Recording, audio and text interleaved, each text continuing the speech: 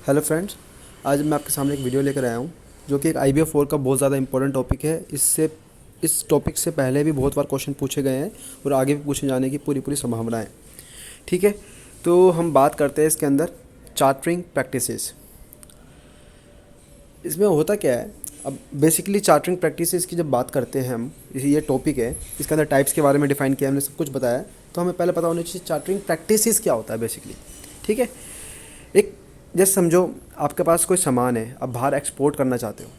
ठीक है, मैं किसकी बात कर रहा हूँ? वेसल की बात कर रहा हूँ, जो पानी के जहाज़ होते हैं। अगर आप अपना सामान उसके थ्रू बाहर एक्सपोर्ट कर रहे हो तो क्या होगा, आप जाओगे पोर्ट पे, ठीक है, वाटर पोर्ट पे जाओगे। बेसिकली आप अपना स्पेस बुक करोगे उस पर्टिकुलर वेसल के अंदर, और ठीक है, और उनको बताओगे कि भाई मुझे कहाँ तक जाना है, मतलब किस पोर्ट तक सामान लेके जाना है। सपोज़ करो इंडिया टू USA, ठीक है, तो मुझे USA तक लेके जाना है। पोर्ट ए का है इंडिया और USA मेरी डेस्टिनेशन है, मुझे उधर तक लेके जाना है। तो जो ये एग्रीमेंट बना है, जो ये सारी प्रैक्टिस हुई है, इसको क्या बोलते हैं? Chartering practices basically. ठीक है, अब इसके 3 टाइप्स हैं बेसिकली। फर्स्ट है voyage charter, time charter and bareboat charter और चार्टर बाय डिमाइस। अब बात करते हैं वॉयज चार्टर की। वॉयज चार्टर आपको नाम से डिफाइन हो रहा होगा, वॉयज मतलब एक पर्टिकुलर डेस्टिनेशन के लिए चार्टर।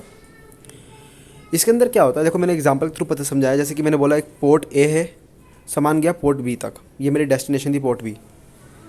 और सेकंड में मैंने बताया पोर्ट ए से गया पोर्ट बी में, पोर्ट बी से गया सी में।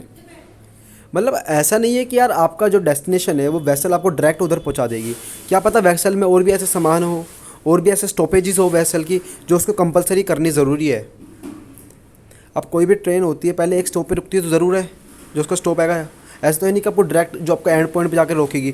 क्या पता हर जो स्टॉप बनाए हुए हैं, वो पर्टिकुलर स्टॉप्स बनाए हुए हैं, उसमें भी तो और लोगों के सामान जाते होंगे। ज़रूरी थोड़ी ना आप अगर US से भेज रहे हो तो दूसरे के सामान भी US से ही जाएगा, उससे पहले जो कंट्रीज़ पड़ती है उधर नहीं जाएगा। ठीक है, तो कहने का मतलब यही है कि वही चार्टर के अंदर यही मतलब होता है कि या तो आपका सामान जैसे पोर्ट ए पोर्ट बी हो गया ख़त्म, मतलब सिंगल वॉयज थी।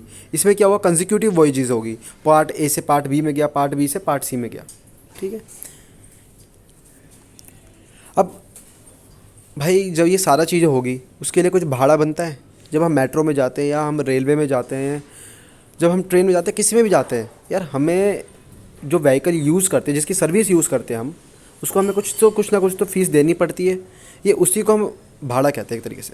और जो कॉमर्स के टर्म्स होगी, जो इंपोर्ट एक्सपोर्ट की टर्म्स होगी, उसमें हम इसको फ्रेट बोलते हैं। अब भाई इसमें कुछ फ्रेट तो देना पड़ेगा। अब ये फ्रेट 2 तरीके से कैलकुलेट होता है, या तो एक्चुअल क्वांटिटी लोडेड या total capacity of this ship.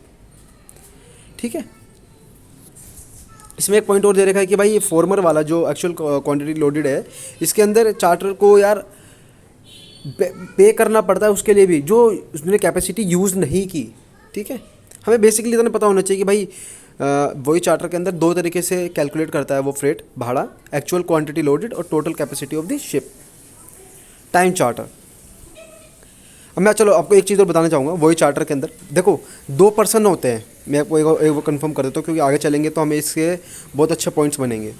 2 person होते हैं, एक होता है चार्टर और एक होता है शिप ओनर जिसकी शिप होती है।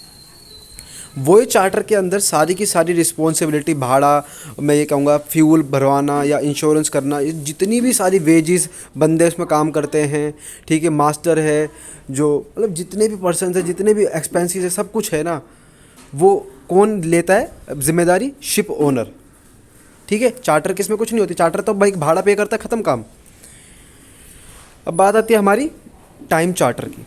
टाइम चार्टर के अंदर क्या होगा? In this a ship is hired for a fix time period operation with the defined territories और बिटवीन द अग्रीड पोर्ट्स।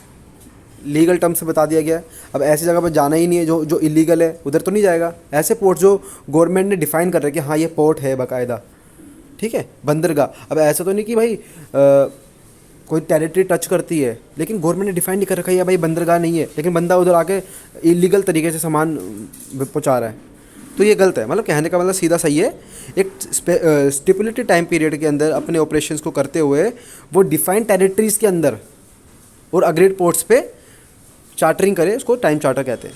अब इसके अंदर रिस्पॉन्सिबिलिटी क्या होती है? Responsibility related to the fuel अपना canal dues, cargo expenses etcetera remain with the charterer. However, running expenses of the vessel like officers and crew wages, insurance etc. have to meet by the ship owners.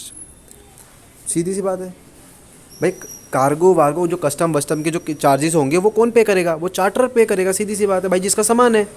अब ship owner क्या करेगा? जो बंदे उसने employ कर रखे हैं उसके अंदर, अपनी शिप अपनी वेसल का वियर टियर का जो खर्चा होता है, जो अपना इंश्योरेंस हो गया, ठीक है, ऑफिसर जो लगा रखे उसने अपनी वेसल के अंदर, ये सारे तो वो देगा पे शिप ओनर.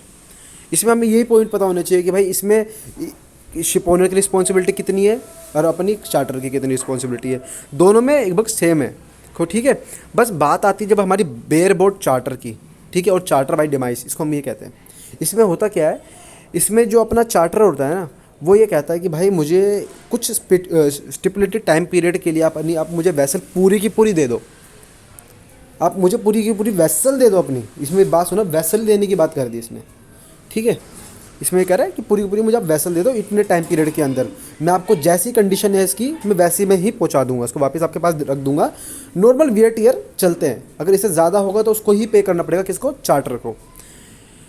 अब इसमें क्या होगा, इसके अंदर अपना जो भी खर्चा है ना, जो भी खर्चा, इंश्योरेंस ले लो या अपना उस टाइम पीरियड का जो भी अपना क्या कहते हैं, जितने बंदे इसने एम्प्लॉय करे हैं, मास्टर हो गया, वो हो गया जो अपनी वैसल चलाएगा, सब कुछ चलाएगा, वो सारा का सारा यही करेगा. बट शिप ओनर को एक बार बताना पड़ेगा कि भाई मैं इस बंदे को एम्प्लॉय कर रहा हूँ इसके लिए, वैसल को चलाने के लिए, वो करने के लिए. वो कंफर्म कर देगा तो ओके. मतलब सारा का सारा खर्चा यही पे करेगा अपना चार्टर. यही था इसके अंदर. ठीक है, इसमें रिस्पॉन्सिबिलिटी पता लगी. इसके अंदर टोटल रिस्पॉन्सिबिलिटी इसी की है. ठीक है, I hope you like this video. छोटा सा टॉपिक है यार, ज़्यादा नहीं करा मैंने मुश्किल इसको. ठीक है, अगर आपको लगता है कि यार ज़्यादा बड़ा होना चाहिए, मेरे ख्याल से आप इतना भी करके जाओगे, अपने वर्ड्स में लिखोगे रिस्पॉन्सिबिलिटी और वो करके, तो बहुत अच्छे नंबर ले लोगे आप. ठीक है.